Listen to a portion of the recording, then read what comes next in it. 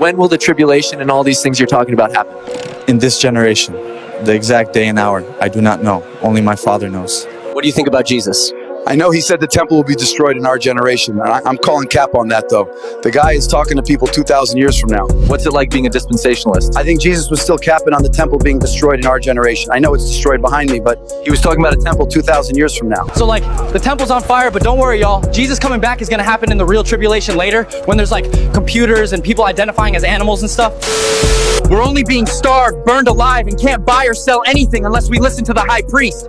Imagine how bad it'll be when the real tribulation starts. I didn't take Jesus seriously when he said flee to the mountains. I thought he was gonna come in judgment 2,000 years from now.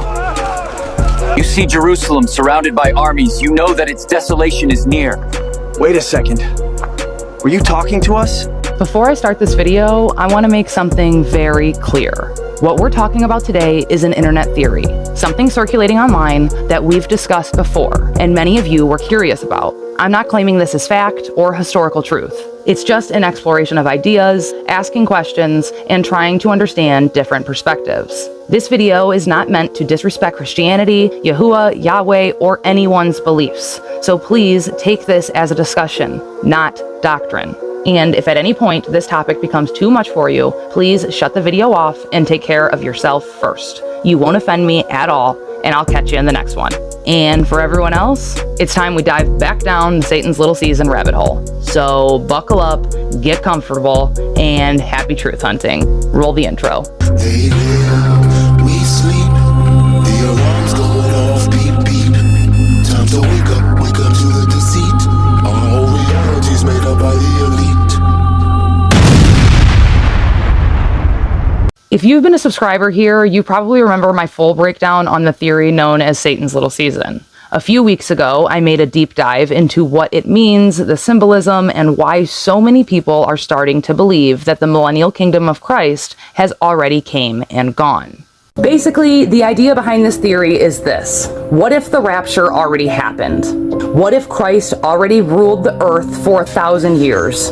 And what if Satan has already been unleashed from his chains in hell and released upon the world to freely deceive the nations during his quote-unquote little season? Which would mean, of course, this is it. We are living in it right now. Most of us thought that the Tartarians were wiped out in like a great mud flood. History was then reset, and the children who were ignorant to the truth were then placed on orphan trains and used to repopulate. But what if it wasn't a reset at all, but a rapture? The rapture. What if the most advanced civilization the world had ever seen was literally taken away? So, if by chance you haven't seen that yet, pause this video and go watch that first, because this video builds directly on that foundation, and you might be a little bit confused if you don't first understand what we discussed in that original video. So pause this, go watch my original video, the link is in the description, and then come back and watch this one. Just for a quick recap, supporters of this theory believe Christ already returned around 70 AD, bringing judgment on Jerusalem and Rome, destroying the old world order, and beginning his millennial kingdom here on Earth. Tonight, we're not revisiting the theory itself, we're building the timeline, the when, not just the what. According to this theory, everything we're going to be discussing starts in 70 AD. That's the year Christ returned. Not metaphorically, but physically, in judgment. He judged Jerusalem and Rome, the beast and the whore, bringing with him what scripture refers to as fervent heat. As written in 2 Peter chapter 3, verse 10, the elements shall melt with fervent heat, the earth also, and the works that are therein shall be burned up. That fire, supporters of this theory say, melted not only the cities, but also the Nephilim giants, the hybrid beings from before the flood of Noah, for sinning and going against God in order to mate with humans, as I'm sure you've heard referenced in the biblically removed Book of Enoch. Genesis chapter 6 verse 4 also hints at this, where it says, "There were giants on the earth in those days, when the sons of God came unto the daughters of men." So, like, that's what we're referencing when we say that these Nephilim were having their way with human women, basically, and creating a whole new bloodline. That's the theory, anyway. Theorists believe the fervent heat not only melted Rome and Jerusalem, but also these Nephilim giants, infusing their bodies as parts of the landscape itself. And according to supporters of this theory, that's why some mountain ranges today eerily resemble sleeping giants. They say it's not erosion, but rather petrification. A world forever frozen in the moment of divine wrath. That's not an elephant to you? You don't see an elephant? How about here? He's sleeping, laying down. Can you see? This next one looks like my man stopped for a rest, and then boom, petrified. All right, look here. You got face, face, face, face. Don't tell me you can't see it. Don't even tell. I don't want to hear it. It looks like this couple was hugging in their last moments. What do you think? All right, and here we have a face with a human next to it for size comparison, okay? And yet another petrified giant. Another one. Another face. What do you think, Jay? You see a face? I see a face. Those are petrified mushrooms. What do you think, Jay? Petrified mushrooms? Yeah. And that looks like frickin' giant gorilla. I don't know, Harambe, whatever his name is. Another giant. Here we have two giant snakes, not one, but two. We got a giant hand, giant toes, giant petrified turtle or tortoise. Here's some more giant petrified toes with humans climbing in the cracks of the toes, just so you can see for side reference. What do you think, Jay? Those look like toes to you? Huh? They look like toes to you? Petrified rhino. Another petrified giant. Another one. All right, here, these top two, you can see giant snake, and then on the bottom, even his belly wrapping around. This horse was getting ready to drink some water, and then petrified. Petrified iguana. What do you think, Jay? You see an iguana? All right, and here we have a petrified giant tree stump. Yeah, check it out. This giant tree stump is 2.5 miles across. That means if it had grown to its highest height that it could, it would have reached up to 10 miles in the sky. 10 miles! I'll let you judge what that is. I got children around, so I ain't gonna say it. Petrified giant elephant. Now, not only do the outsides of the mountains look exactly like petrified giants, but let's get to the insides of the mountains now. Because these mountains, they're hollowing out, right? But look at what comes out of them. It's called pink Himalayan salt. Now, unless you've been living under a rock for the past, I don't know, couple years, you know what pink Himalayan salt is, right? It's all over the internet. And if you know anything about the genetic makeup of a human body, we are made of salt. Not all salt, but we have salt deposits in us. Now, go ahead and look at these caves hollowed out. Look. Tell me that don't look like flesh. Human flesh. These are crystal chunks that they've taken out of those mountains. Looks like meat to me. How about here? What is that? Bacon? Nope. Crystals. Pretty sure that's some more bacon. Come on, man. You gonna tell me you don't see meat here for real? Look, this meat even has a fat layer. You can't deny this shit. You just can't. Even Jaden will tell you, it looks like meat, don't it, Jay? It's meat. Period. Yo, it even has bones and cartilage and shit. What the fuck? Bruh, come on. You gotta see it. If you can't see it, I can't help you, bro. They tell us the 1,000-year reign of Christ has never happened, that the world has never ended, that we're not in the little season of Satan. They tell you that these are pareidolia, that your mind is playing tricks on you. But when you actually see all of this shit melted and utterly obliterated like a bomb went off, we must open our eyes to see. Let me know your thoughts. Does this make sense to you? Because personally, it blew my mind when I first heard it. And according to this theory, that same fire wiped out the old world, essentially resetting the earth before Christ's reign began. The Roman Empire, the beast, was melted. The corrupted bloodlines of the Nephilim were purged, and what came next was peace, the true millennial kingdom. 2 Peter says, all the kingdoms of the world will be brought down low. The elements will melt like wax. Malachi 4:1 says, God's anger is like an oven and will burn all evildoers, so even their roots will be cut off. I look around the world and I see all of these buildings like a bomb went off or an extreme heat event. So what we're looking at here is evidence and proof of what the prophets and the apostles wrote about. So call me a heretic, call me a crackpot. I really don't care. This is Minister Riff from Lord of the Rings, and what would that city look like if it got melted down by fervent heat from Christ? It will look like this. You see this? This is in Oregon. This is John Day Fossil National Park in Oregon. Melted down. This is a building. You guys see how this is a building? This is like some Tartarian looking stuff in Lord of the Rings. And this probably looked like that. And it got melted down in the 1st century when Christ returned with fervent heat. Now, the Matrix, they're going to tell you, oh, you know, this is millions of years of water erosion or wind erosion. It's just, you know, time just took its course and did. No. This is melted rock. It doesn't stop there.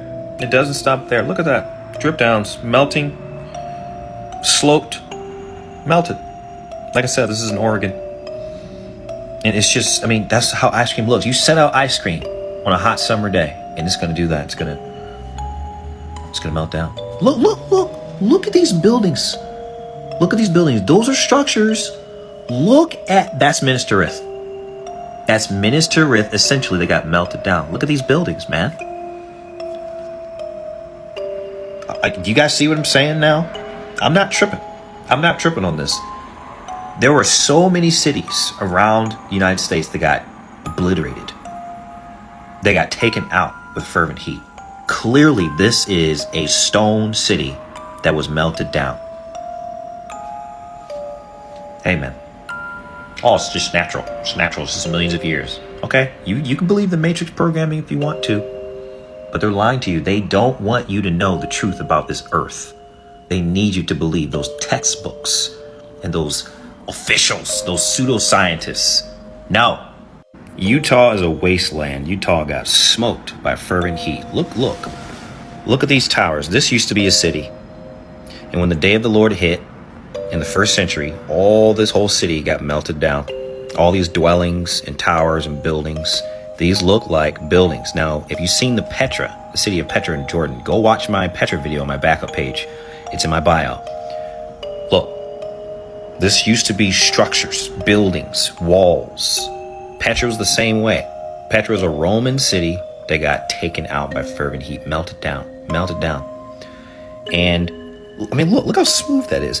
When ice cream melts, it's smooth down. And look at this arch. Is that natural?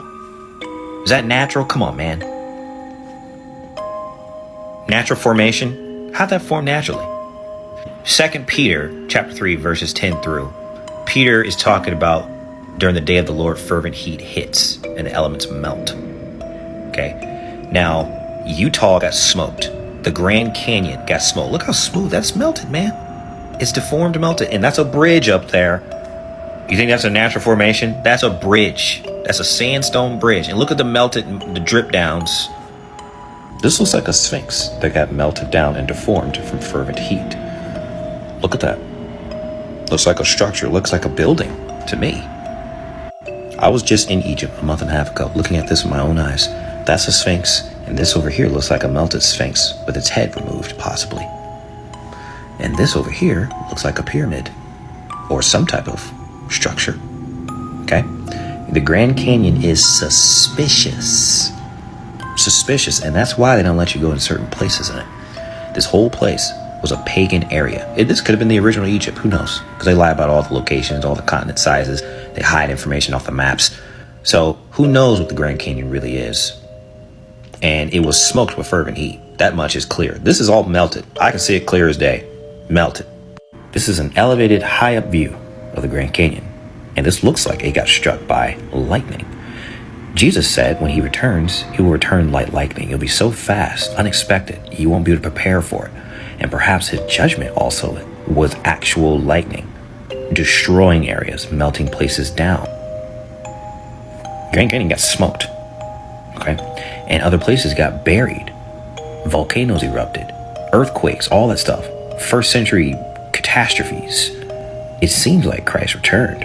It seems like he brought judgment to not just Jerusalem, not just Judea, but various parts of the world. They don't want you to know that Christ kept his word and returned in the 1st century. They want you to put your faith, hope, and trust in a rapture when the rapture already happened in the past. Paul was preparing for the rapture. Peter was preparing for the day of the Lord. It already happened. Okay? Because when the rapture doesn't happen, guess what? Christians are going to fall away. They're going to be looking for hope. They're going to be so distraught and in despair that the rapture didn't happen because the 3rd temple got built and the new fake Antichrist appears, and all the Christians are going to lose their minds. They're going to like start selling all their stuff, and just we don't want that to happen. That's why we're making videos about this. We don't want Christians to fall away and be deceived. This is the ruined city of Petra in the country of Jordan. Now, we've all seen the Indiana Jones part. We've seen this part of the city, but we haven't seen the rest of the city. And there was a catastrophic high heat event that wiped out this area. And by the way, how did they build this with hammer and chisel in 400 to 200 BC? How did they get this doorway? And look at that circle up there. How did they cut that out? How did they cut this out of the mountainside with no technology? This video is not about ancient technology. I've already done videos like that, but they couldn't have built that without technology. But look at that. That's melted rock. That's melted rock. And I know you guys don't believe me, but this area was melted down. I'll show you some photos. Look at that. You see the drip downs, the lines of drip downs where that guy is walking? That's melted rock. This is melted. I think hold on. Now, I personally believe the entire Petra area looked like Minas Tirith from Lord of the Rings. The whole mountain area was a city, and it got melted down by a catastrophic high heat event. Now, the mainstream will tell you that Petra was destroyed by an earthquake, but this right here looks like melted ice cream. Imagine this cone right here is the city of Petra before the earthquake. Okay, and it melted. This is soft serve. This is how soft serve look when it's melted. And this is how scooped ice cream looks when it's melted. It's deformed. You see how it's deformed? It's dripping down. That's the same thing that's happening with the city of Petra. All right, so you know what melted looks like. This is melted. This is melted. Petra, perfect Petra. High heat cataclysm. That's what that is.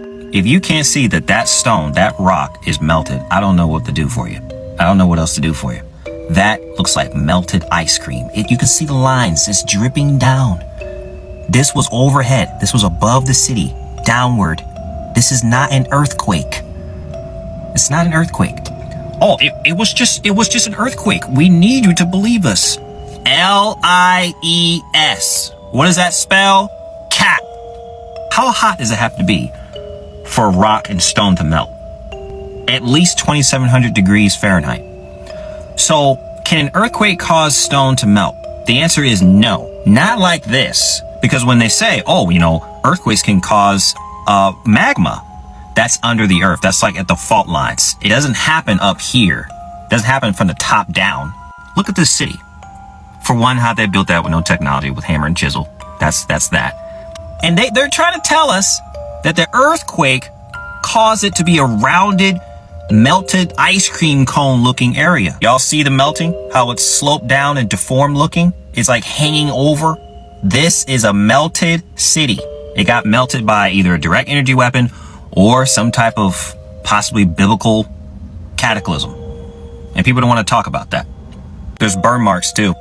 It's discolored. Like this is darker and charred looking versus this. So this clearly was made after the burning.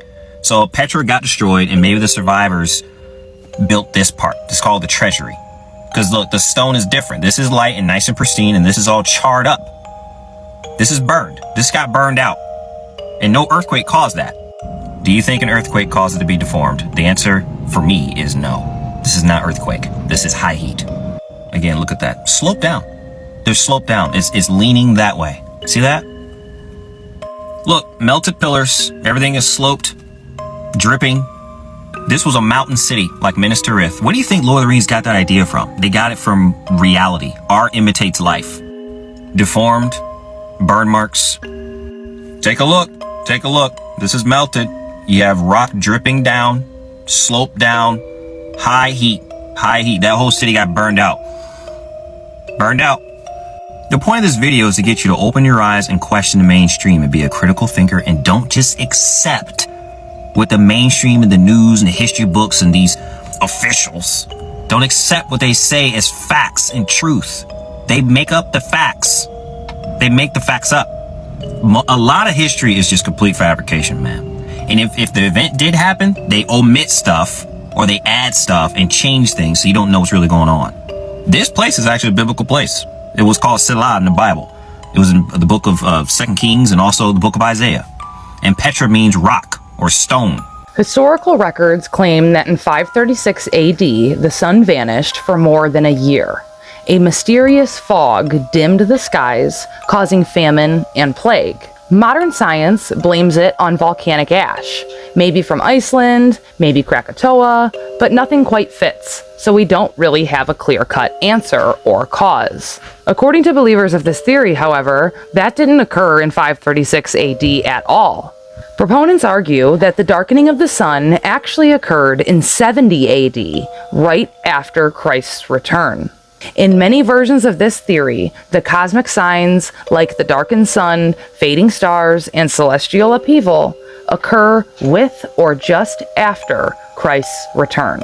Supporters tie in Jesus' words in Matthew chapter 24, Mark chapter 13, and Luke chapter 21, where he talks about the sun, moon, and stars going dark before the Son of Man appears, back to that judgment event in 70 AD.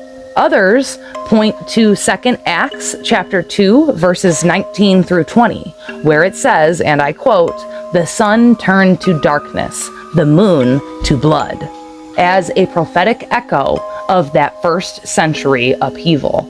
And in Revelation chapter 6 verse 12, the same image appears again, when it says, and I quote again, "The sun became black as sackcloth of hair, and the whole moon became as blood." So, in this theory, the later 536 AD date is seen not as a separate or second event, but as a mistranslation, redating, or symbolic retelling of what really happened in 70 AD.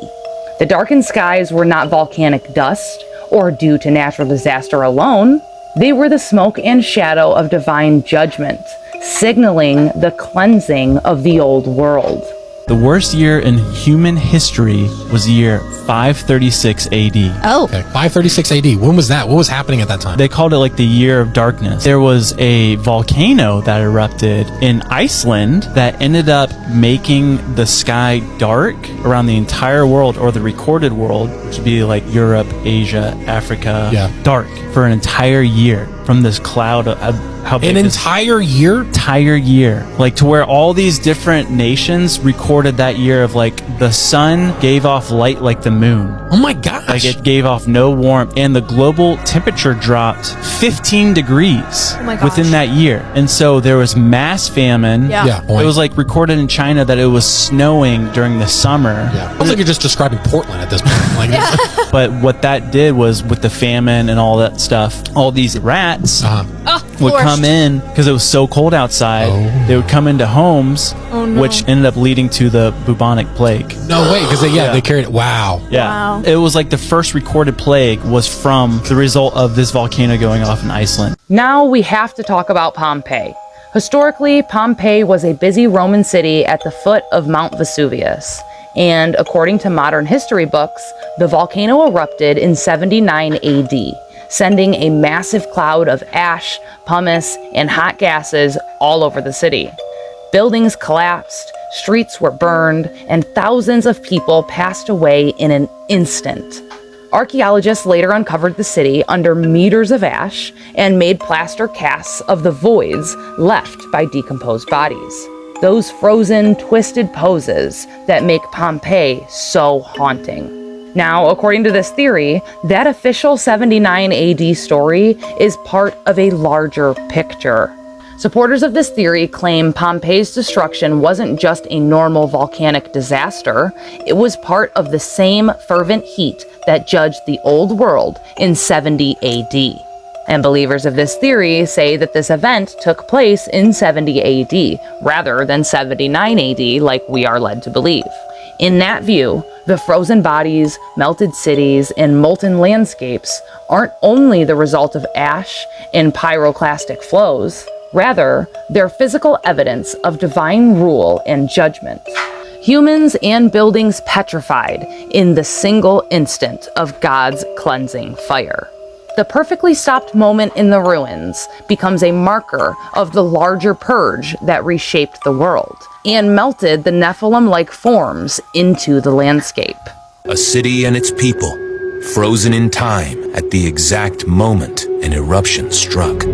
In year 79 of the Common Era, Vesuvius exploded and buried the entire city in over a dozen feet of ash. In the face of this sudden cataclysm, many of Pompeii's residents fled in blind panic, but some chose to stay behind and shelter in the city. They paid the ultimate price, their last desperate moments preserved for eternity, as Pompeii's most evocative remains. Now what we have here are not the bodies themselves, but these are the exact poses of the victims at the very last moments of their lives. After their death, they were covered with ash. Over time, the soft tissue decayed, liquefied, and leaked through the ash, leaving behind these voids. Archaeologists pour in the plaster of Paris, leave them to dry, and we get these exact poses. This is a really macabre reminder of what can happen in the blink of an eye to an entire city. Everyone knows the story of Pompeii, but nobody actually knows why this happened and what significance it had in Bible prophecy. Historically speaking, Pompeii happened in 79 AD, but when you search up why, they tell you that they're just dating it based off letters, but those letters have no dating, so they put it in 79 AD, but it realistically should be when the Second Temple fell during that 7-year Roman War. Now, there's no previous volcanic historical references until Pompeii. And what happens when Jesus comes back in Revelation? The temple falls 3.5 years into the 7-year war, aka the 7-year tribulation, and then he comes back and the mountains melt like wax, and the Lord comes with fervent heat, and this is the Grand Canyon from space. And as you see right here, this is what happens when electricity leaves a discharge. That's clearly what happened to the Grand Canyon. Also, Revelation says mountains cease to exist and islands break, and the mass of land moves. So, biblically, we have to make sense of Pangea. They say it happened 335 million years ago, which biblically we know is not physically possible. So, when did it happen? It was not the Tower of Babel. It was not Noah's flood. So, what other reset was it? It was when Jesus came back. And then you see all these crazy, huge, old world buildings buried. The mud flood theory. Well, we know God promised to never flood the earth again. So why is the world flooded with mud? And we know Revelation says volcanoes go off. So, clearly, when volcano ash goes off in the air and mixes with rain, it creates mud. Which is why you get this excess amounts of mud on top of things. The world cannot bury itself with the amount of mud it's always had. That would make no sense. Something had to be put on top of it, and the excess amount of mud had to come from above, which is where you get Pompeii. Does nobody find it suspicious that this happened for the first time in human history? Nobody finds it weird that the thing that never happened before in human history happened supposedly only 9 years away from when historians like Josephus and Tacitus, our most reliable sources for the first century in Roman history, they all recorded seeing angels and chariots fighting in the sky, battling with the large scary figure seen by many people, which obviously we know is Jesus when he's coming back in Revelation. So why hasn't anybody put 2 and 2 together and said, okay, obviously these things aren't 9 years apart, they're the same events, just like Revelation happens all at once. This is why Rome is buried and destroyed, and they supposedly say it was from barbarians and Vikings. Barbarians and Vikings made 40 feet of dirt, collapse buildings, and bury them with no power tools, no nothing. Obviously, the story is not adding up, and what they're telling us, the reason for all these things happening does not make sense, and biblically, people have to make sense of it. People always go to Matthew 24 for their signs and say, this sign is happening, oh look, Jesus is coming back soon. But The title is literally The Destruction of the Temple and the Signs of the End Times. Jesus is looking at the second temple saying, do you see all these things? Truly I say to you, not one stone will be left upon another. So he's looking at the temple saying, it'll fall. And then they say, when will this happen and what will be the sign of your coming? So then he lists all the signs. So the signs happen before the temple falls, because those signs are the signs of the temple falling, because they're asking, what are the signs of the temple falling? Because that is a crazy prophecy. Nobody would have ever assumed the temple would be destroyed, especially that soon, right? Especially if he's the Messiah. So they're asking, what are the signs of this coming and the signs of the second temple falling? And he lists them all. But then people like to be like, oh, the rumors of wars are happening today, and these are just the birth pains. Like, dude, all these signs happen when the second temple falls. And the second temple fell already 3.5 years into the 7-year war, which fulfills all of prophecy. So why do people think that Jesus did not come back yet? I just want to know. The dog, also known as a reflection of light through ice crystals. But according to believers of Was this celestial event UFOs? Was it mass hallucination like they tell us? Or was it Jesus coming back with his angels in chariots like the Bible says? Now in Germany in 1561, on April 14th, there was just random celestial orbs and crosses just fighting in the air. And then there was a random huge triangular shaped thing just fighting all these things. And there was crosses and orbs fighting in the sky. There was also fire coming down from the heavens. Now, use your heads. Was this mass hallucination like they tell us? Well, why don't we just look at the buildings built exactly near that time that event happened, and you tell me, are these people stupid enough to just see random stars in the sky and just assume it's crosses and orbs fighting and fire coming down from heaven and, mass hallucination? They built this, but hey, our ancestors are very stupid. They built this thing the same exact year that event happened. But hey, our ancestors are stupid, and all the things that happened back then were just fairy tales and, I don't know, just how they were back then. Tell me, do you prefer that mainstream narrative? Would you accept that? Or the actual possibility that this was Jesus coming back with his angels in the triangular figure that was massive in the sky with the crosses fighting was New Jerusalem? And as you can see here, Josephus and Tacitus, both Roman and one Roman Jew historian in the 1st century, wrote the same thing during the 7-year tribulation that we said happened. So tell me, if they had to hide 1,000 years of Jesus, that means they had to grab the same event, so this event, and they had to spread it through the 1,000 years of Jesus' reign. So that's why we get the random 1561 event in the sky. No, that happened here. That's why the sun went out for 18 months randomly in 536 AD. It's because all these events happen at the same time, and they have to spread it out through our timeline to make up for the 1,000 years missing that Jesus ruled. Because if we knew Jesus ruled for 1,000 years, guess what?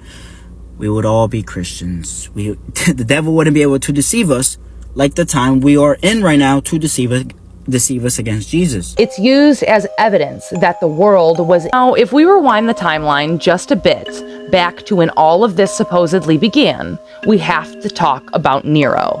Because according to this theory, Nero wasn't just another Roman emperor, like every history book tells us. He was the beast. The man whose very name adds up to 666 when written in Greek, Latin, Hebrew, and Aramaic numerology. In Revelation chapter 13, John describes a beast rising out of the sea, speaking blasphemies, warring against the saints, and demanding to be worshipped. And get this, historians tell us that Nero did exactly that. He persecuted early Christians, blaming them for the Great Fire of Rome, lighting them on stakes, almost as human torches. He called himself the quote-unquote savior of the world. And in Greek, Latin, Hebrew, and Aramaic, the letters of his name, Neron Caesar, or its equivalents, add up to 666, the biblical number of the beast. Many believe John wasn't writing about some distant future figure at all, but about Nero, the beast of Rome, the physical embodiment of the Antichrist spirit. Rome, then, becomes the harlot, the city on 7 hills that Revelation calls Babylon the Great. And when Christ returned in judgment in 70 AD, it wasn't just Jerusalem that fell, it was Rome's spiritual system too. The beast and the whore were judged together, burned by the same fervent heat. The quote-unquote mark of the beast, theorists argue, wasn't a chip or barcode like imagined today.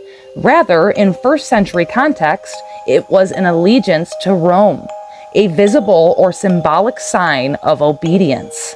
Whether in commerce, worship, or daily life, anyone under the system was quote-unquote marked, this being the precursor to the prophecy John was writing. Nero, who was one of the Roman emperors in the 1st century, is famous for burning Christians to light his gardens paths. Light his gardens? Yeah, he would burn them as torches. And the Christians were these really easy targets because they were these unusual people who became a really easy target for like a scapegoat for the problems. Hold on a minute, I'm still stuck on the garden thing. Yeah. So would he like stick them on a stake and hold them like a tiki torch? Yeah, the story is that they would be tied to stakes along the rows of his gardens, and then they would be lit the gardens at night. But remember, this is the guy who burned Rome. He was known to be a little bit nuts, as were some other Roman emperors. The mark of the beast was a tribute coin that had the mark of the emperor, Nero Caesar. He would make people wear the coin on their head and their hand as a sign of their allegiance to him. And he did make the entire world wear the mark. The entire Roman world. This is what 1st century Christians were fighting. I forced a 12-year-old boy to become my new wife by castrating him and turning him into a woman. I am the infamous Emperor Nero, who ruled from 54 AD to 68 AD. I was just a boy when I became emperor, and I'm notoriously known for my cruelty and debauchery. The Great Fire of Rome and Boudicca's revolt both occurred under my ruling. My story only gets worse. I married my adoptive stepsister Octavia, but I had her executed. My next wife was Poppaea Sabina. She also died a few years after our marriage, and it is widely speculated that I killed her. It is said that I sought after thrills all my life and often cheated on my wives. I found a 12-year-old boy named Sporus who looked eerily similar to my wife Poppaea. I forced him to be my new wife by castrating him. When I was 30, I was declared a public enemy and condemned to death in absentia. I fled Rome, and on the 9th of June AD 68, I committed Some supporters of this theory make a surprising claim that Muhammad, who's traditionally placed in the 7th century, actually belongs to the 1st century timeline. And for those of you who don't know, Muhammad was a prophet and the founder of Islam. He received the Quran and united Arabia under a new religious and political system. Some supporters of this theory claim that he is actually the false prophet mentioned in Revelation chapter 13, placing him much earlier than traditionally taught. They argue that this redating explains certain prophecies, like the prophecy that says the false prophet will work alongside the beast to deceive the nations. But in this theory, the historical timeline is compressed or misaligned in our records today. I'm going to prove to everyone that Muhammad is most definitely the Antichrist. First of all, we need to identify what Antichrist actually means. It states, "Who is this liar? It is whoever denies that Jesus is the Christ. Such a person is the Antichrist, denying the Father and the Son." Anyone denying the Father and the Son is the Antichrist. In Galatians 1:8, it states that even if any angel from heaven preaches to you a different gospel to what we preached, then let him be under God's curse. In the Islamic paradigm, they say that the Quran is a direct word of God and the way it was received was through the angel Gabriel. However, if we look at all the Quranic verses which mention the angel Gabriel, there's actually no angel attached to the name Gabriel. It just simply states Gabriel. The Quran doesn't even describe Gabriel as an angel or doesn't even title him as an angel. How do we even know that Gabriel is an angel? It's actually through the Bible. I did more research on this angel Gabriel, and what I found was it wasn't really an angel. It was actually an evil spirit. There was this demon and he used to come as a form of angel Gabriel, and the demon was called Al-Abyad. And it was even reported by Ibn Abbas that a devil called Al-Abyad would chase Prophet Muhammad and cast satanic verses. After doing some more research on Al-Abyad, there's something that's very revealing about this spirit. According to this demonic website, Al-Abyad is the ruler of Monday, the moon, the color white, and is said to be monitored by Angel Gabriel. Now notice how it says it's the ruler of Monday. According to the Sealed Nectar, page 68, the first revelation was on August 10th, the year 610, on Monday. And also notice how it says it's the ruler of the moon. Where do you think all of this moon symbolism actually comes from? And the moon symbol is known to be one of the Antichrist symbols. And if you look at the details of what happened when Muhammad got his first revelation, it sort of describes an encounter you'd have with a demon, not with an angel. And Muhammad intended to unalive himself because he didn't know whether if it was an angel or if it was a demon, and he needed other people like Khadija to tell him that it was a revelation from God. And even narrations from Aisha states that Muhammad was bewitched and he was having schizophrenic episodes. But if you compare it to the angel Gabriel of the Bible, notice how the first thing the angel says is, "Do not be afraid." So there's a clear difference between the angel in the Bible and the angel in the Quran. One is very forceful, the other one is gentle and always affirms that do not be afraid. So I think there's enough evidence if you look at, the revelation on Monday, if you look at the moon symbolism, the difference between the Bible and the Quran of the angel Gabriel, the teachings, right, complete opposite teachings. I think it really points that, Muhammad was probably bewitched. And the fact that the Bible even predicts these things even happening, Galatians 1:8, and in the Corinthians, right? If any angel preaches to you a different gospel. So yeah, it's just more likely that Muhammad was possessed by this Antichrist spirit. After all, Allah does say he is the greatest of deceivers, and that is one of his 99 names. So it's time to wake up from the deception. Critics and historians will tell you that this doesn't fit conventional chronology. They'll say there's no evidence supporting the claim that Muhammad lived during the 1st century. And to be fair, the scriptural texts don't give exact names or dates, but theorists claim differently. According to them, it helps reconcile how the quote-unquote beast and the false prophet could appear together and enact global deception immediately after Christ's return in 70 AD. This is a perfect example of how flexible the timeline is in these Satan's Little Season theories. It's a work in progress, and we don't know anything for certain. Believers of this theory are simply going through humanity's history, grabbing puzzle pieces that don't seem to fit, and reconstructing them on the side, in an attempt to see if maybe they do actually fit, just not in the way that we were always told. It's speculative, symbolic, and part of the attempt to map 1st century fulfillment to recorded history, even when conventional history disagrees. After the old world was purged, the cities, the corrupt Nephilim bloodlines, and the beast system, what came next, according to this theory, was peace. The millennial kingdom was a physical reign of Christ on earth, not simply a metaphor. And most intriguingly, this era left evidence in the very architecture of the world. Supporters of this theory point to Tartarian-style buildings, quote-unquote Gothic-style cathedrals, regular cathedrals, and other monumental structures. They claim these weren't just artistic or religious constructions, they were quote-unquote machines, literally designed and engineered to draw etheric energy from the natural atmosphere. Towers, spires, and domes acted as conductors.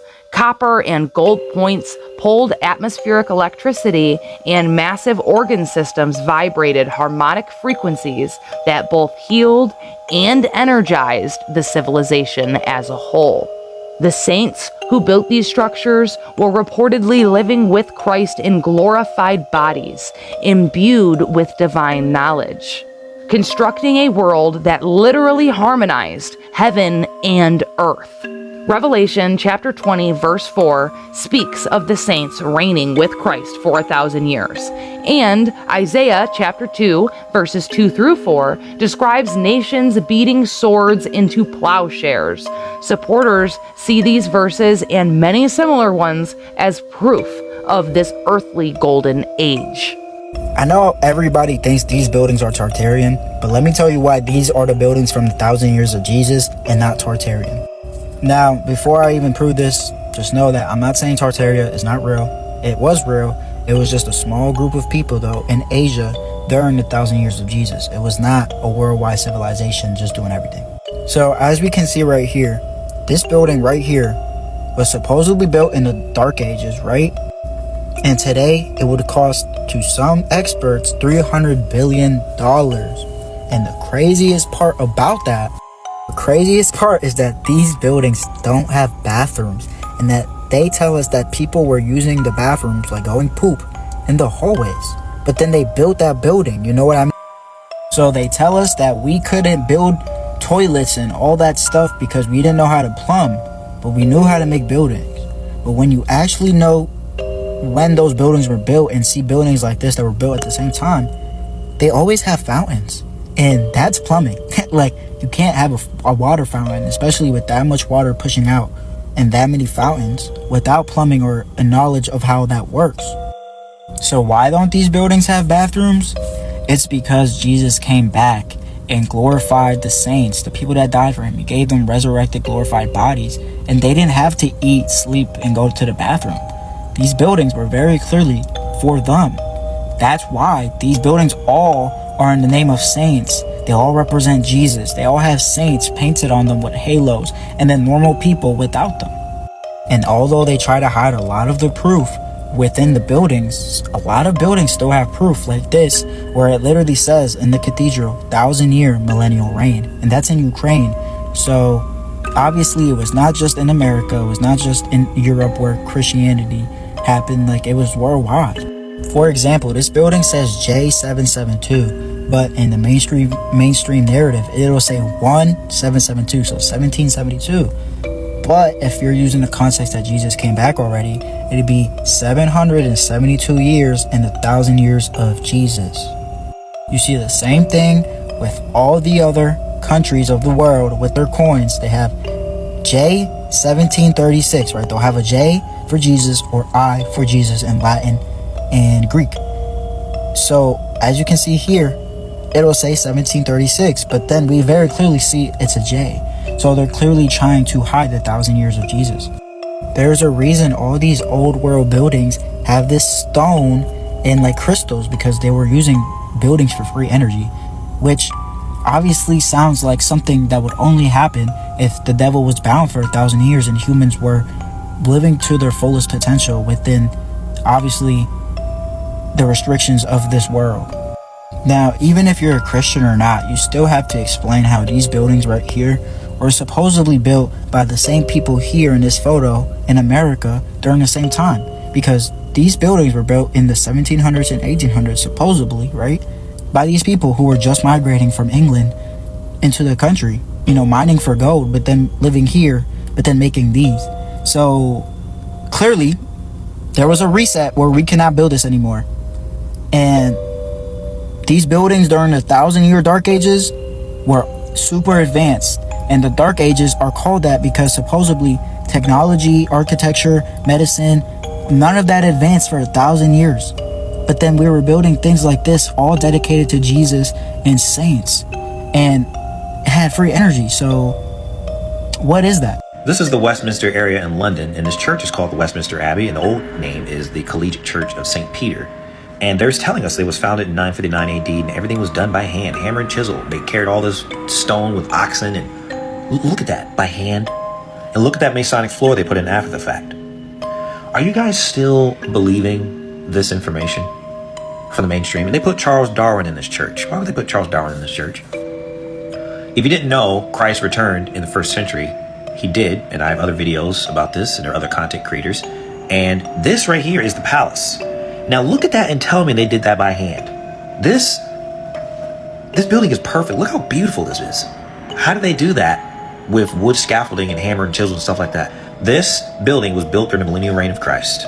I believe, look at that clock right there, by hand.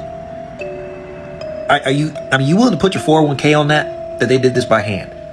This building in the whole Westminster area is probably dedicated to one of the saints, which is Peter. During the millennial reign, or before the millennial reign, or right at the millennial reign, the saints got resurrected in glorified bodies. And you look, and there's maps that show the land of Jesus, old maps that got removed. There's land all up in the North Pole. Going back to the church for a second. Now this, obviously, up here is Christ the Lord, the Messiah, the King of all reality. And down here are the disciples, all 12. Judas Iscariot was replaced by Matthias. Okay? Now this is Mary and son. All right. Now this doorway, look at the original frame. It's huge. The people way down here, small human door, and then this massive frame here. I don't think this door is original. I think the frame is original, but the saints got resurrected as giants.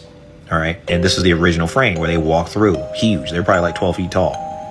The previous door was the north door. Now this is the west door. Now these people and these statue people, these are martyrs from the 20th century, and Martin Luther King is right there, right where I'm pointing. And there are other martyrs from various parts of the world. Now, I searched to see what was here, what statues were here before they put these 20th century statues, and I couldn't find anything. Google says, oh, it was vacant. There was nothing there. Who knows who was here before the 20th century people got placed there? Who knows? And they probably removed it because whatever was here didn't fit the narrative, right? It would have caused too many problems, probably. So they just took them out and put the modern people in there. But I want you to check this door out. Look at this door and look at these people. Is it practical to build a door this big for these people? No. The answer is no. The reason why the door is that big is because they needed it to be that big for the types of people walking through, which were giant people.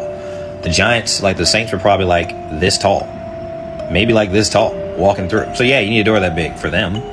Now this is back at the palace or the Houses of Parliament. All right, now look at this archway.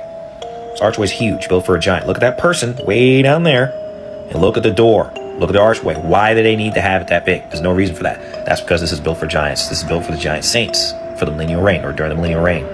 So if no one's told you that Christ has returned in the 1st century in judgment, he has. All right, and these buildings are the evidence of his millennial reign. We can't build stuff like this today by hand. No one's building stuff. We're not building stuff like this with technology. Okay, let alone hammer and chiseling your way through and, dragging limestone and sandstone with, oxen. It's not happening, man. They lied to us about all kinds of stuff. So the point is to get you to open your eyes. And Christ kept his word. Christ can be believed and believed in and trusted in. So when Christ said, this generation will not pass away until all these things take place, he meant that. He's being serious. According to this theory, the millennial kingdom eventually came to an end when Christ's reign here on earth was fulfilled. At that moment, Satan, who'd been bound in hell for 1,000 years, was released, beginning what Revelation chapter 20 verse 3 refers to as his little season. The Bible never exactly outright tells us how long this little season will last. It simply says that it will be short compared to the 1,000 years that came before it. Some supporters of this theory often estimate that it could be 250 years, though this number is 100% symbolic and not explicitly supported by scripture. However, if Satan's little season does only last 250 years, that would put the end of Satan's little season sometime in 2026, meaning it could be nearly complete. 2026 is the ending of Satan's little season. From 1776, with the gift from France of the Statue of Liberty, which we all know is Sol Invictus, Satan, Beelzebub. This was the indication, the signal of the release of Satan, with the creation of the new world, with everything that has been wrapped up for 250 years, almost. We're at 249 years of the season of Satan, and he was to be released for a little season, which is 250 years. So 2026 is our number. 2026 is the start of the true ending and the beginning of the 8th day. The 8th day, which Jesus was resurrected on the 8th day. And the 8th day is on its way, my friends. So have no fear. Jesus Christ is here. He's always been here. He's never left us. He is our rock. He is our shield. He is our life source. So give yourself to Jesus Christ. Accept what he has in store for you, which is everlasting life. God bless. Good luck. Sam out. Is that why we can't stop hearing about Three-Eye Atlas? Holograms and fakery getting ready to usher in the end of Satan's little season? I don't know, but I would definitely love to hear what you think about that topic in particular. Others admit they don't know exactly how long this period known as Satan's little season will last. They focus instead on the evidence that points to us currently living in it. The altered history, hidden knowledge, advanced old world technology, Tartarian buildings, scripture, and even world events that align with the theory. According to this view, the precise duration is less important than recognizing the fact that we are in this brief period, witnessing its effects unfolding in real time. During this time, history was fractured, and knowledge of the true kingdom became obscured. Supporters argue that this is when the world's records were altered, timelines shifted, and the story of Christ's millennial kingdom was hidden from the general population. What we think of as history today may, according to this theory, reflect Satan's deception rather than reality. This period is marked not only by spiritual corruption, but by the concealment of knowledge, technology, and architecture that once existed during the millennial kingdom. It is during Satan's little season that humanity was left vulnerable to deception, false empires, and corrupted systems of power. According to this theory, Satan's season is short relative to the millennial kingdom, but long enough to hide the truth and confuse the world. If this theory is accurate, a key question emerges. Who are we, and why are we still here? One explanation I've found says that we are descendants of people who lived through the millennial kingdom. Some theorists believe that certain individuals survived because they were too young to be judged, or were preserved for mercy. Their bloodlines continued, and we are their descendants, living in the current age of deception. This theory is directly backed up by scripture. In Revelation chapter 20, verses 7 through 8, it says, Satan is released from his chains in hell to deceive the nations, implying that people are alive during his little season. Otherwise, there wouldn't be any nations to deceive. Another view suggests that we are people who died too soon to be judged fully, and then we were therefore resurrected or given another chance at life during this season. They tie this back to the fact that we have a loving God, and that if someone were to pass away too soon, rather than just say, well, I guess that's an oopsies, they theorize that he would more than likely give them another chance. So maybe we are their second chance. This theory sees us as living in a period between the end of Christ's millennial kingdom and the final judgment, where we are tested and exposed to the influence of Satan before the creation of the new heaven and the new earth. There's also a third option floating around out there for who we might be, at least according to these theories. And that third option is referred to as the dual seed line, or serpent seed doctrines. This perspective is a bit darker and divides humanity into those descended from corrupt bloodlines, including the Nephilim, and the true descendants of Yahuwah. The story of Cain and Abel is one of the most well-known in the Bible. While Cain eventually killed his brother Abel, another son was eventually born, this being Seth.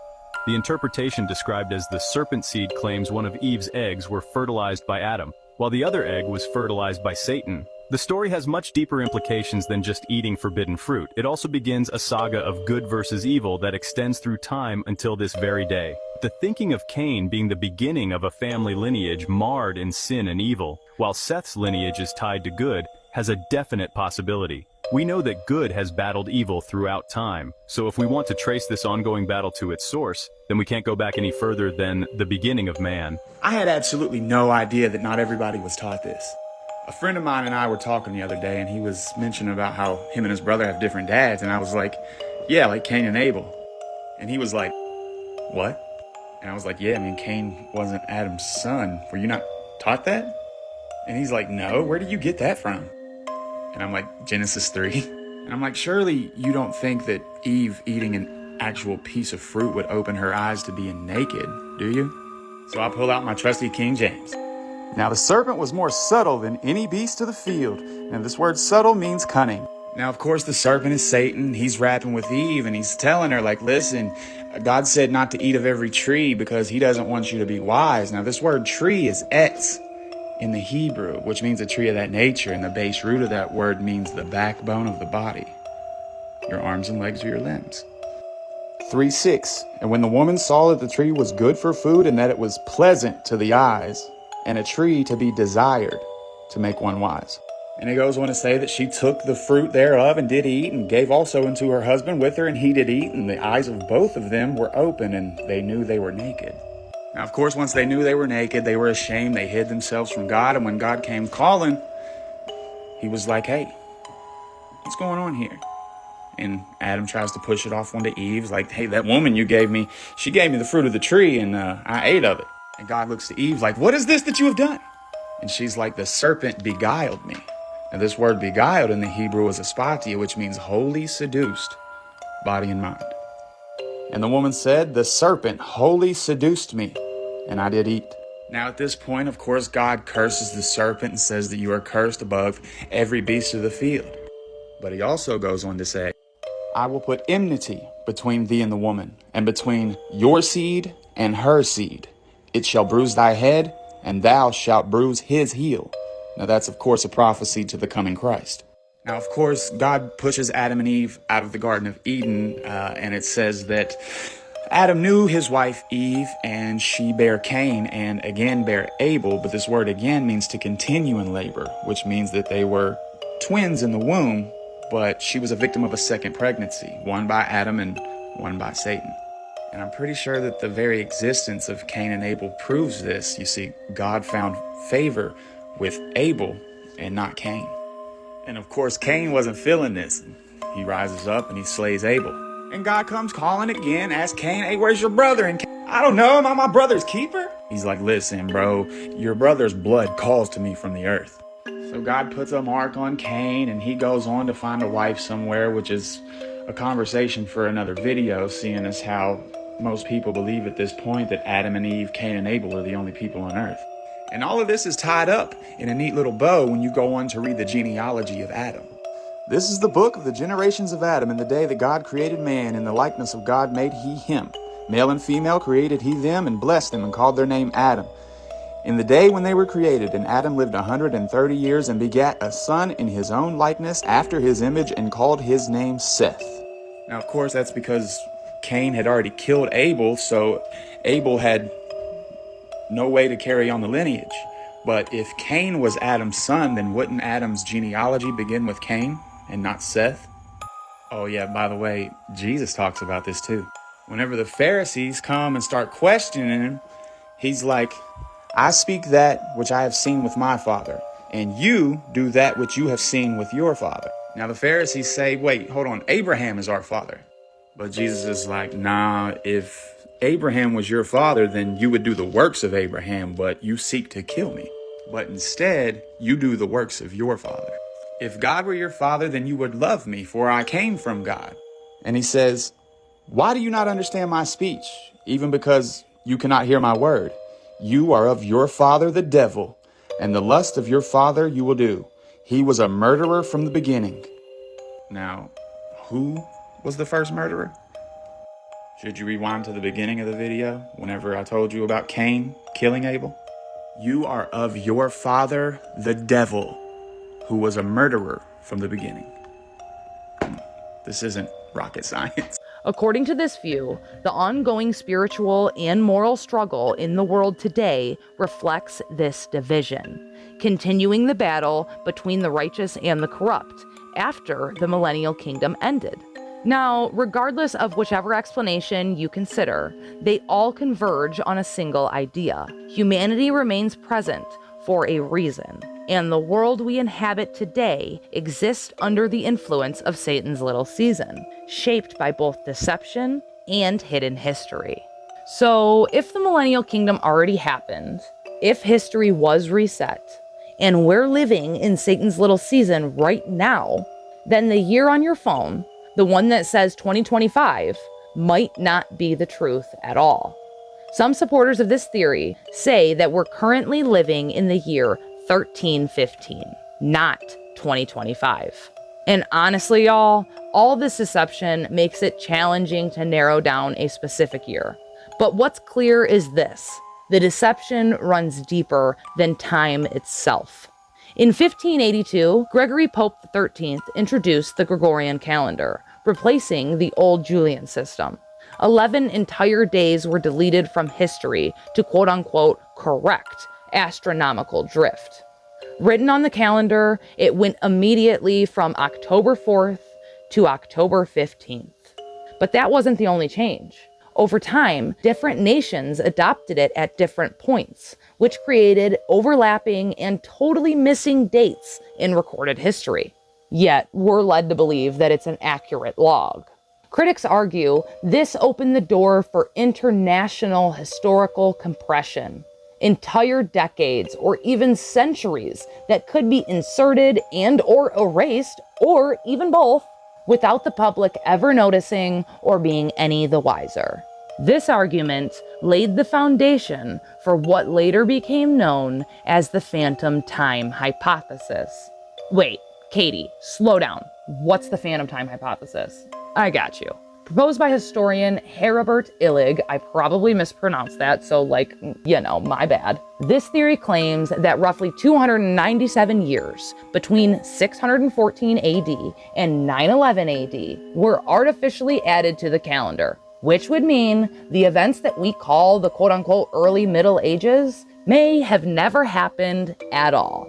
What if we're not actually living in the year 2025, but the year 1728? That's the claim of the phantom time hypothesis, a theory by German historian Herbert Illig. He believed that almost 300 years of history, specifically between 614 and 911 AD, were completely fabricated. According to this idea, the early Middle Ages, sometimes called the Dark Ages, never existed at all. The theory says that powerful figures like Holy Roman Emperor Otto III and Pope Sylvester VI altered historical records to make it seem like they were living in the year 1000 AD, a symbolic and important date. By creating this phantom time, they could legitimize their rule and rewrite the past to suit their agenda. Supporters point to some strange evidence, very few reliable historical documents from that period, a suspicious lack of major advancements in architecture, culture, or technology during those centuries, archaeological layers that are mysteriously missing, even the weird fact that the Gregorian calendar might be off by hundreds of years. If this is true, it would mean that historical figures like Charlemagne might never have existed. And worse, it means our entire understanding of history is built on a lie. So if centuries of history could be invented, what else in our timeline might be completely fake? If true, the current year wouldn't be 2025 AD, but closer to 1728 AD. And when you combine this with other missing time anomalies, like the Dark Ages, some researchers will then extend that time compression even further, landing us around the year 1315. Supporters point to architectural inaccuracies, cathedrals, starfronts, and massive stone works that appear too advanced for their claimed time period. They argue these structures could be remnants of a post-millennial civilization, the physical leftovers of the kingdom era that was later buried, flooded, or rewritten as a myth. From Christ's return in 70 AD through the darkened sun, Pompeii, Nuremberg, Nero, Muhammad as the false prophet, and the millennial kingdom, the theory continues into the present day. The little season allowed deception, political and biblical manipulation, and a hidden rewriting of our history. Technology, architecture, and lost knowledge, like the Tartarian etheric machines that we now call buildings, were suppressed, leaving humanity in a state of partial amnesia about the Golden Age. Supporters claim that we are either smack dab in the middle of Satan's little season or preparing to exit it. At the end of the day, it all depends on which interpretation of the theory you follow. Is Satan's little season a period spanning 250 years? An unknown amount of years? Or maybe you don't agree with this theory at all, and you prefer to think that we're living in 2025 and still awaiting the second coming. The decision, as always, lies with you. But then there's a really insane twist to this theory, and I don't think anyone saw this coming. It's known as the temporal loop. A temporal loop is basically a reset in time. Think reality hitting replay instead of just continuing to play the quote-unquote movie. The idea is that history and time don't move in straight lines, they cycle. The world ends, resets, and starts again. The same story playing out with different faces, different names, and a rewritten history every time. Some believe that's exactly where we are now. Time isn't moving forward, according to them. It's looping. The same divine kingdom, the same fall, and the same deception happening over and over again. Each world unaware it's living through another repeat of the last. Stop. We are in a time loop. Imagine just for a minute that our entire universe is like a cosmic merry-go-round, spinning and resetting over and over again. Now picture this. Every day you live, every memory you cherish, might just be a replay of a life you've already experienced countless times. But here's the catch. You don't remember any of it. What if I told you that each loop gives us a chance to make different choices, to learn, to grow, to maybe even break the cycle? And what if, somewhere deep in your consciousness, there's a tiny voice whispering hints from your past loops? Could déjà vu be these whispers? So the next time you have a gut feeling, listen closely. It might just be wisdom echoing through the corridors of time, guiding you to a new path in this never-ending loop. The universe is full of mysteries, and we are its eternal explorers. So, let's embrace this wild ride through time. Who knows what wonders we might discover in the next loop? In that view, Satan's little season isn't a single event. It's instead a cycle that never really ends. One long deception that keeps resetting itself until the final biblical fire breaks the loop for good. Please let me know which one of these time explanation theories you tend to lead towards the most. Does it have more to do with this Gregorian calendar and the phantom time hypothesis, or do you lean more towards this temporal loop explanation? I would seriously love to hear it. Let me know. So where does that leave us? If history truly has been rewritten, if centuries were fabricated, civilizations buried, and calendars reset, then it'd make sense to assume that we're not in the 21st century at all. We're somewhere deep inside the deception that Revelation calls Satan's little season. And maybe the real question isn't actually what year it is, but if you believe the temporal loop theory, maybe it should instead be how many quote-unquote resets we've already lived through without even realizing it. So now that we've broken down all these major events, the sun darkening, Pompeii, the 1561 Nuremberg event, Nero, and Muhammad, it's time we connected the dots and put everything into its quote-unquote place on a visual timeline. I wanted to explain each event before doing the timeline layout because I didn't want you to be sitting there asking, what are these events and why are they all listed on this timeline? That's why I laid it all out first, so it actually makes sense when you see it. Now, I want to take everything we've covered and show you what it looks like when you put it all together on an actual timeline. because sometimes seeing is the only way it really clicks. So I found some visual timelines from the 7-year tribulation before Christ's return through the reset. And once we walk through those timelines, I will then walk you from where the timelines left off up to today. Is it perfect? No. But it's the closest I have gotten so far to making sense of the unsensible. Let's pull up the timeline and walk through it together. Okay, so they've messed with the timelines. So we're in Satan's little season. So there's the real timeline we're on and the timeline they pretend we're on. So if we look here, we've got Christ's birth. And then 33 AD, it's the crucifixion. 33 years later, he comes back, 66 AD. And there's the tribulation, seven-year tribulation. And then we have the millennial kingdom. He spreads his kingdom, his laws, his way he wants the world to be run throughout the world. That's Tartaria. Well, they've taken that word, Tartaria. That's the millennial kingdom. That's his reign, all the beautiful buildings. Michelangelo, Angel Michael, Raphael, doing all their beautiful artwork. That is the millennial kingdom. They were living off ether, or free energy, that they now package up and put through pipes to our houses. Okay. The millennial kingdom ended 1066. Anyone who's British will recognise that as the Battle of Hastings. This is when most history in British schools is start to be taught. We're told there's nothing of importance before, in between these two times. There's just feudalism, there's just, just ignore that. 1066, Battle of Hastings. They're coming back for us. They renamed it as 1666, the year of the Great Fire of London. They came back. When did they come back? Do you remember the 21st night of September? That is them coming back. And that time all the way up in Halloween, that year, 1666, which is actually 1066, in my opinion, that is when they started causing all their chaos, their carnage. But I think it took them the 100 years to find Satan and loose him. I don't think it was instantaneous. I don't think they knew where he was. I think they had to find certain things. I don't know what to free the chains. I don't think it was necessarily an instantaneous moment. Michael threw him into the abyss. So then it's been 249 years. 4th of July, 1776, he was released. That's what's memorised in the Statue of Liberty, the freedom of Satan. And we are here, 249 years later. What have we got to come? This, the final battle. This is the timeline they try and present to us. Jesus, nothing happened. This was actually the tribulation. They spread it through the first, what they call the 9 centuries, so they've added time. They spread the history of the tribulation, which all happened in a very short 7-year period over these years, so it's not suspicious, so we don't understand the devastation that was caused in this time. They've extended it for this reason.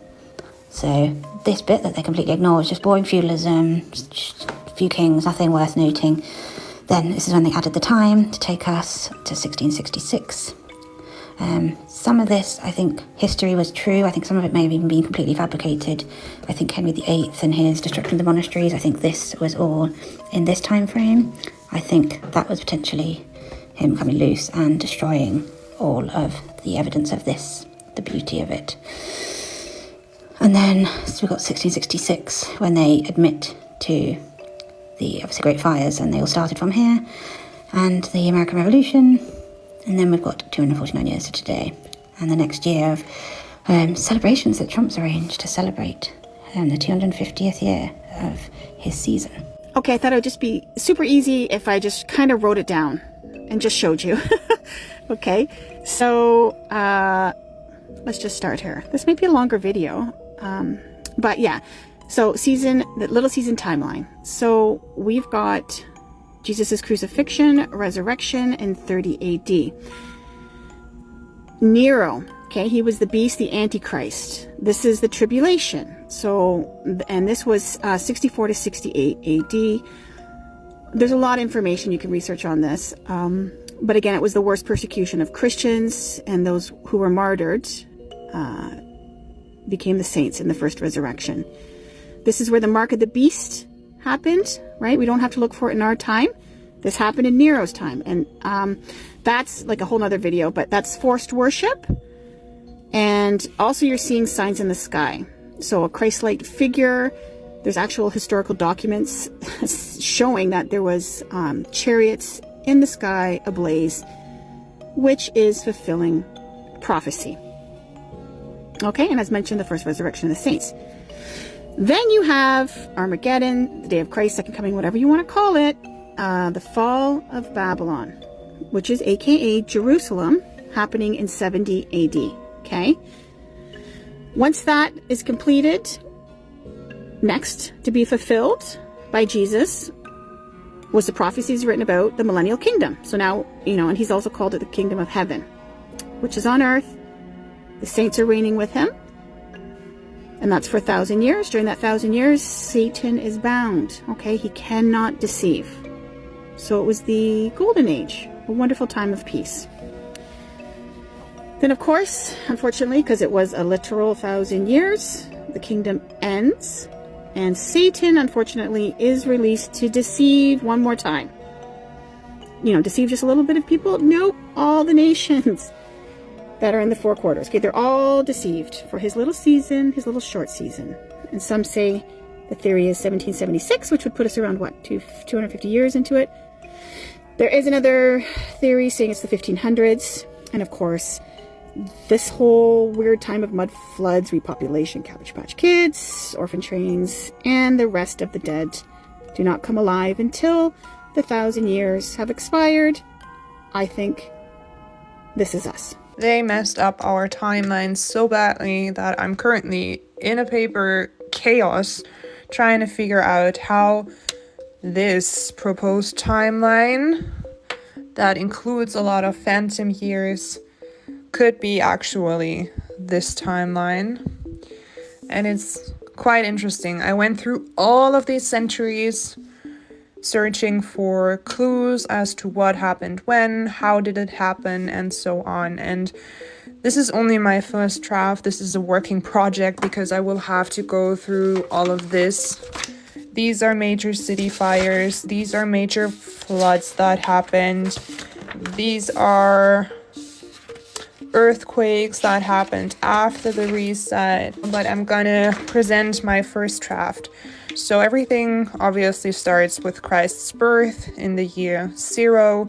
We have the year 33 with the crucifixion. 66, Jewish-Roman War started, that lasted 7 years.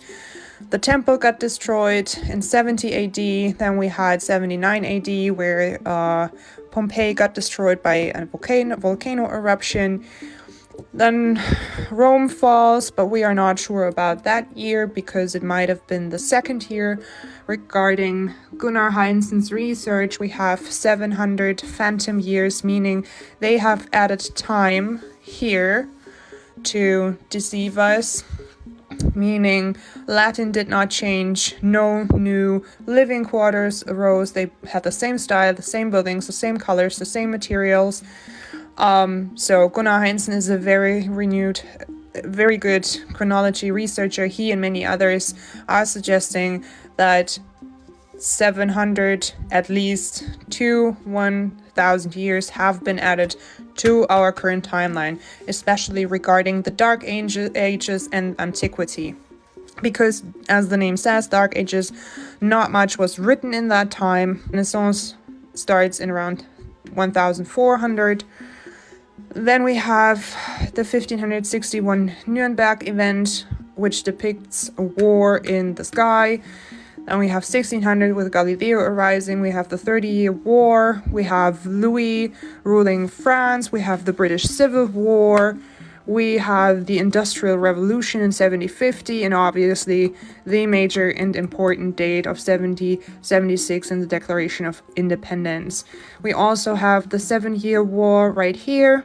We have the Napoleon War, we have the French Revolution, and then obviously the reset period starts where everything here comes into place with all of these great fires, world fairs, flooding, and so on, resulting in World War I, World War II, 2000, and then somewhere up here is 2025. Whereas the proposed timeline is Christ's birth, crucifixion with 33, tribulation, that is supposed to last 7 years, which is mentioned in Daniel 12. So, and I am not sure whether I want to have the start and the comeback of Jesus in the year 66 when the Jewish war started, or in 70 when the temple got destroyed, or in 79 when the volcanic eruption in Pompeii appeared, because we also have an event in 536 to 550, which was the worst time to be alive, as we had 14 years of major volcanic eruptions. The sun didn't have a brightness. We had a mini ice age due to these volcanic eruptions. We had the siege of Rome, which doesn't make sense if we consider that Rome already fell or the Roman Empire, 476. In 538, we had another bluish sun because there was another eruption, and then we had another eruption in El Salvador, resulting in a worldwide plague, another cool summer, another crop failure, famine, and then we have another eruption, which led to the worst crop failure and even more death. So I'm not exactly sure when I consider Gunnar Heinzen's research and the 700 phantom years, and he is convinced that the first 700 centuries were added to our timeline, if this event and this event are not together. These should be together, and I feel like they just stretched it apart, so we don't know it's the same event. So therefore, I'm obviously open to discussing the start of tribulations. I would also like to point out the Geneva Bible from 1560, where the side note to Luke 21:32 says all of this came within 50 years. Jesus is basically saying in that chapter, your generation will see my coming. So it's somewhere in a period of 50 years after his crucifixion. Anyhow, he came back, we had the tribulation, and then the millennium reign started, which lead us to either of these years, depending what the starting point is. That is when the reign ends. I am quite sure they did not lose Satan all of a sudden. I don't think they knew where he was. I don't think he magically came out of his grave. I believe that they added time here too, because we have a lot of coins with the yearly number like I663 or I547, whatever, you get the gist. Coins and buildings depicting this as the yearly number. So I believe that that means Yeshua. They changed the time. They added time to get us into these numbers.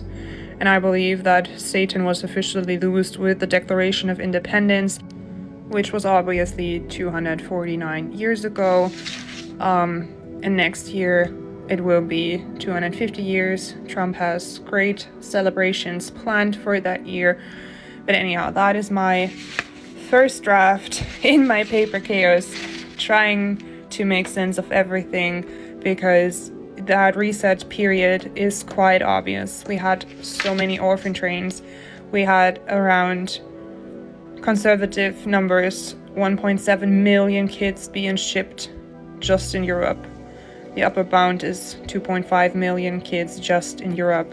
We also had a lot of kids being shipped around in America or from Britain to Canada. So again, I'm gonna have to go through all of this to try to make sense, because the Great City Fires are obviously also very interesting, because they burned down our beautiful old world and the remnants of the millennium reign of Jesus Christ, Yeshua. According to this theory, Satan was released from hell in the late 18th century, around 1776, to go and gather his people for battle. We can see proof of this throughout history, especially around the time of 1776, because right around that time, we had the Bavarian Illuminati established, you had the Declaration of Independence signed by the United States, which believers of this theory believe that it was a Luciferian agenda behind the signing of the Declaration of Independence.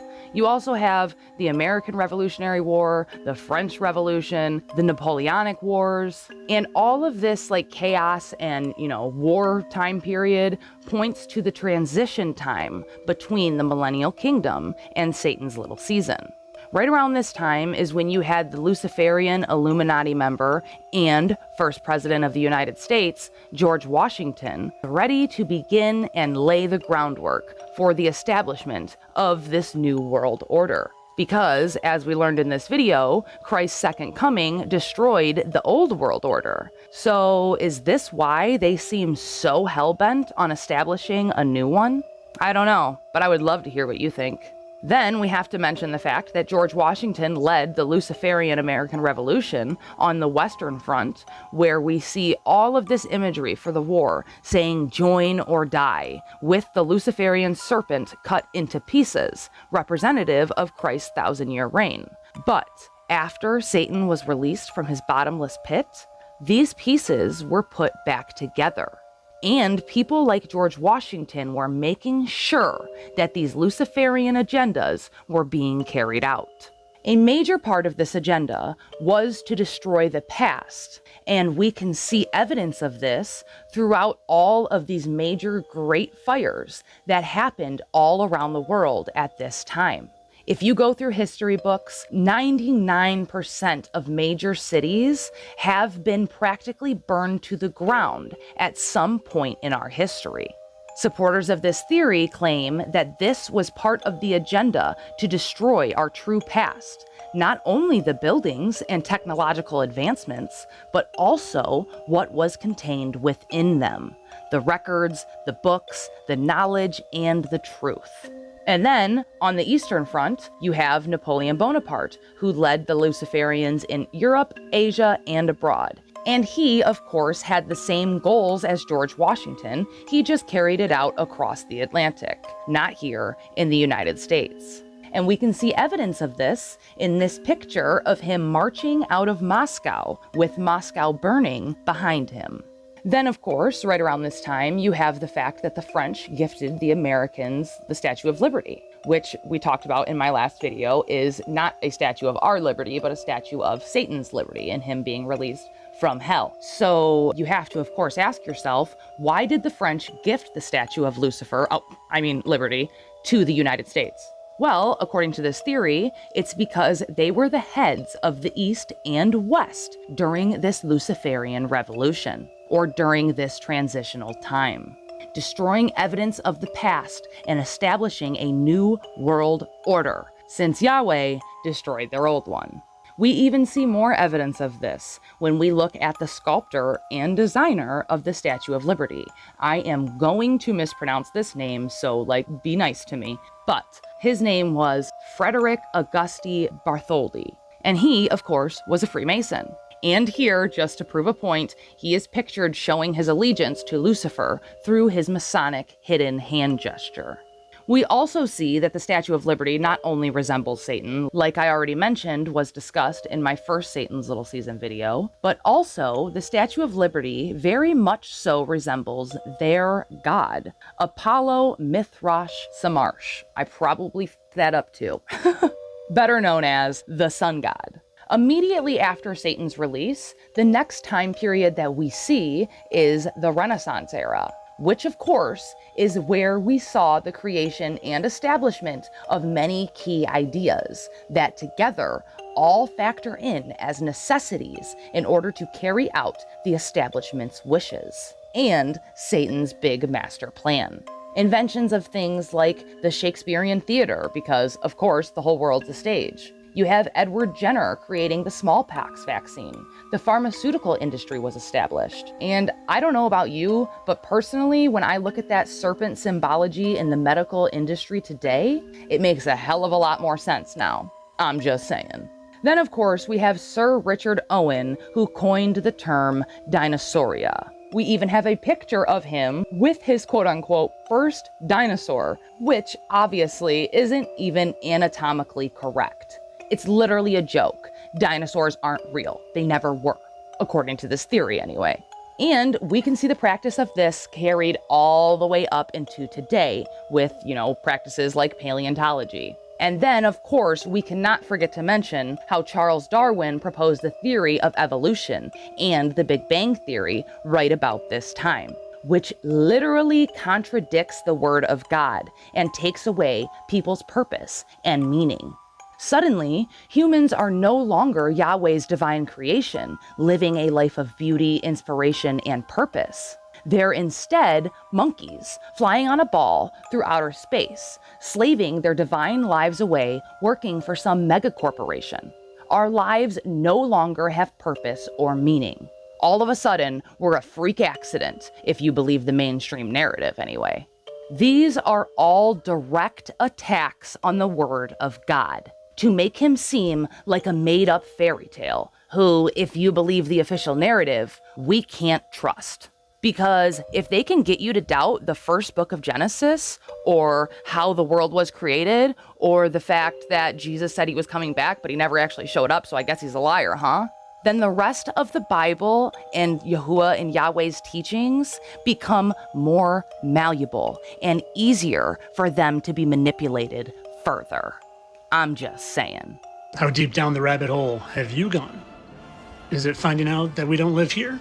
Well, most people, including myself, when I first came across the fact that we don't live on a spinning ball, thought that was the bottom of the rabbit hole. But there's something else even deeper, that makes everything, and I mean everything, make perfect sense. You see, once you start paying attention, even a little bit, it's very clear to see that Satan's running this realm right now. I mean, all you got to do is look at the 666 in all the logos. I mean, they're hidden everywhere, and if it's not that, there's a little serpent tongue or a snake tongue or something satanic. I mean, look at Disney, look at even Jamba Juice, for crying out loud. Google Chrome and CERN, it's everywhere. Look at the music industry and all their shout at the devil and dressing like the devil and the one eye and literally star of Satan. Look at NASA and all their 666 and all the heliocentric model, literally from the literal sun supposedly traveling at 66,600 miles per hour. And now they changed that because so many people were figuring it out it just says 67,000 miles if you look it up. To the curve rate being 0.666 feet per mile squared, to even the Earth's tilt is 66.6 degrees. I mean, it doesn't take a rocket scientist, which apparently isn't as smart as we all thought, to figure out something fishy is going on. Even NASA in Gematria comes out to 666. And there's literally a 300-foot statue of Lucifer in New York City. And if you've never seen this, trust me, that's Lucifer. Just go compare it to this actual statue of Lucifer, and the similarities are undeniable. From a 7-point crown to a torch to even a chain on the Statue of Liberty's foot that's broken, by the way, and we're going to get to that in a second, to an apple.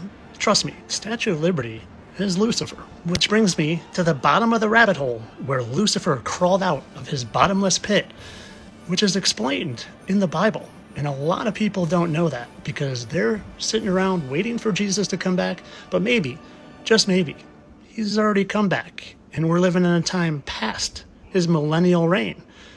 And Satan has been loosed to deceive the nations for a while. Well, what am I talking about? Literally, Revelation of the Bible, 20, verse 7, talks about when the 1,000 years has expired, Satan will be loosed to deceive the nations for a little while. Maybe, just maybe, if everything else is a lie, then maybe our timeline is a lie. And maybe Jesus has already come back. And maybe that temple was destroyed in 70 AD. And maybe the fact that they're building a third one is just a bunch of malarkey so they can get the people who are waiting for Jesus to come back to think that he's still waiting to come back. Jesus said it himself, described many times in the Gospels, when he said, I tell you, some of you standing here today will not taste death before you see the Son of Man coming in his kingdom. So are we to believe that Jesus said that and then made people wait 2,000 years for his return? Are we to see architecture that just doesn't make sense for the time frame and the history that they tell us about, from horses and wagons and chisels to being able to create these magnificent structures all throughout the United States, and not just the United States, but the entire world, all matching up, seeming like there was some sort of hidden technology, hidden civilization, hidden advanced civilization to be able to do these things that they tell us that our uncivilized, untechnical ancestors just literally just chiseled. And then when you look at the time frames and see it was like done in a year or two, it doesn't make sense. They're clearly hiding something. And when you're Satan and you're let loose to deceive the nations for a little while, and you know there's no possible way to cover up the fact that Jesus existed, it's just too impossible, what do? You change the timeline. You make people think that he hasn't been here yet. And people who disagree and won't forget Jesus, you put them literally in insane asylums. And then what do you have? You have orphan trains. And if you haven't gone down that rabbit hole of the orphan trains and the asylums, I encourage you to do that, because if you're not understanding what I'm saying, it'll make more sense. But the bottom line is the amount of people put into insane asylums in the 1800s strangely matches up to the amount of kids that were on orphan trains because their parents were locked up for continuing to believe in Jesus and refused to deny him. Oh, and remember this picture of the pit that I talked about and Satan coming out of? Well, if he was released, it makes sense that his other cronies and fallen angels that he convinced to leave and abandon heaven and come down here would be released with him, right? And it's funny, the book of Enoch talks about 200 of those angels betraying God, and it just happens there are 200 confirmed impact craters on the earth. Maybe they're not impact craters, but exactly what I showed in that last slide. Maybe they're signs of the angels being released from the bottomless pit, because impact craters, I don't know about you, but they wouldn't come straight down. That looks more of remnants of geysers or something coming out from inside the earth. And this one just happens to be called the gates to hell. And yes, it's lit on fire 100% of the time. Oh, and speaking of craters, you know what happens when you go to 666 United Nations Plaza? You see what looks an awful lot like a crater on display. Maybe that's the one that Satan himself crawled out of. And some of you might be sitting here saying, there's no way they could hide that from us. We would know. We would know for sure. Well, because I only have 10 minutes and I'm running short on time, I encourage you to go do some extra research. This is a great website, and it shows a whole lot of melted buildings. I wonder how that melting could have happened. This is from the supernaturalbiblechanges.com, and there's a whole lot of other spots, but I'm limited on time, and what I want to do is show you what's coming and what's the point of all of this, in my opinion, of course. You see, I don't know if you've noticed, but I sure have, a very large, and I mean very large scale, alien UFO giant mothership agenda that they've been putting forth, not just recently, but for decades. And you see, getting back to this Revelation verse, it talks about how Satan, he's going to gather his armies to battle and go against the camp of the saints. So he's literally going to gather armies of the world to go against the camp of the saints. And you know what I just couldn't help but notice? Sometimes looks like it could be a mothership. New Jerusalem, potentially where Jesus and the camp of the saints is hiding out. A giant floating city. A giant floating city that just maybe, with enough push and enough propaganda and enough brainwashing, people could mistake for a giant alien mothership. Oh, and you think I'm kidding? No. This is Fox News. Pentagon officials suggest alien mothership could be in our solar system. Oh, really? Pentagon UF chief says alien mothership is in our solar system. You see, what's coming, in my opinion, in the push that has been going on since Roswell and probably even before that, is they are brainwashing the masses to believe in aliens from other galaxies and other planets and other solar systems, been programming our brains with movies like Armageddon and Attack of the Clones, Attack of this, Attack of that, aliens, aliens, aliens, motherships, Will Smith blowing stuff up, aliens, aliens, aliens. And what's maybe coming? Maybe the good guys are coming in the air in the new city of Jerusalem. And maybe they're going to have us so convinced that we, not me, and not a whole lot of us other awakened ones, but the masses are going to look at the good guys, and then they're going to throw Project Bluebeam with all their fake aliens and all their fake nonsense and lasers and probably really blow some crap up. And they're going to say, we need to target the mothership and literally convince the people of the world to fight against Jesus. That's how I see it. And maybe we're here right now as a last test to see if we can avoid and fight against the evil of the world and choose God and choose good and choose Jesus. If Satan's little season really is the age that we're living in now, and if history has been rewritten through lost centuries, calendar changes, or global resets, then what does that mean for us? The Gregorian reform chopped days right out of history. The phantom time theory says whole centuries never even happened. Ancient architecture stands where it shouldn't.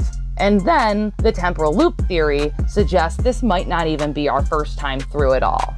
So, this was a fun rabbit hole. Maybe time itself has been altered. Maybe we're trapped in the same sick, repeating story. thinking we're advancing, when really we're circling back to the same deception that's played out numerous times before. So what year is it really? 2025? 1315? Or something far stranger? Some period outside our known timeline altogether? As always, I'll leave the decision with you. And that's going to do it for this video. I hope now you have a better understanding of the timeline and events that supposedly occurred during Satan's little season. Obviously, the timeline's not perfect. It's a work in progress, but I did my best to lay everything out in an easily comprehensible way, so I really hope this helped. If you have any other topics that you want to see me cover in this like deep dive style fashion, please drop a comment and let your girl know, because honestly, I love creating subscriber requested content. So seriously, just let me know. Drop your thoughts about this topic down in the comment section. And if you made it this far and haven't already, make sure you like, subscribe, and tap that bell so you don't miss out on a single upload. Do me a favor and drop a comment saying S.L.S if you made it to the end of this video. Just an abbreviation for Satan's Little Season. Same, comment that I had you guys comment on my last Satan's Little Season video. So do me a favor and drop S.L.S again in the comments, just so I know that you made it to the end of this video. Thank you so much for your time. Seriously, I really appreciate it. At the end of the day, I'm not here to tell you what to believe. I'm just showing you what's out there and letting you decide what feels true to you. Because if even half of this stuff is real, then the biggest lie of all might just be time itself. This is Dark Side of the Truth. I'm Katie, and it's been my pleasure. Until next time, I'll catch you in the next one. Bye.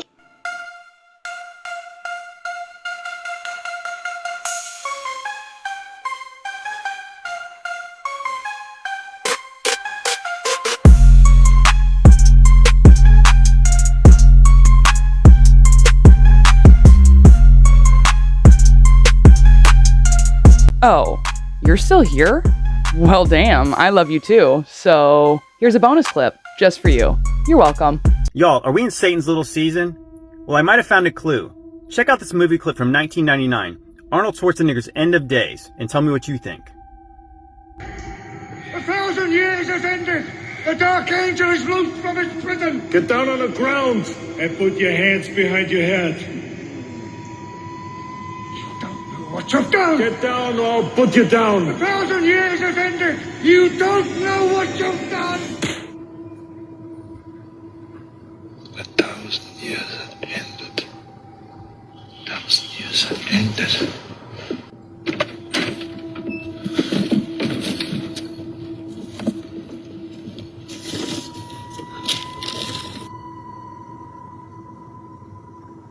When 1,000 years have ended, Satan shall be loosed out of his prison. 27. I know, right? They always have to tell us.